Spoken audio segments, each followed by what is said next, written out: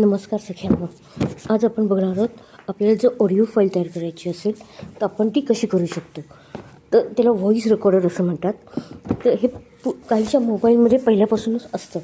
म्हणजे उदाहरणार्थ सॅमसंगचा जर तुमचा मोबाईल असेल तर ते व्हॉईस रेकॉर्डर नावाने असेल, जिओमीचा असेल तर त्यात रेकॉर्डर नावाने असेल, या विओ किंवा ओप्पो नावाचा असेल मोबाईल तुमच्याकडे तर साऊंड रेकॉर्डर असेल, गुगलचं असेल तर रेकॉर्डर असेल.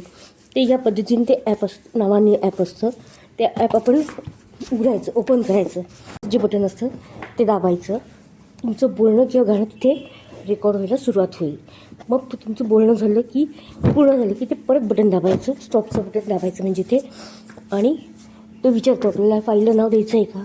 मग आपण पाहिजे त्या नावाने ती फाईल सेव्ह करायची आणि ती साधारण MP4 किंवा MP3 या स्वरूपात सेव्ह होते.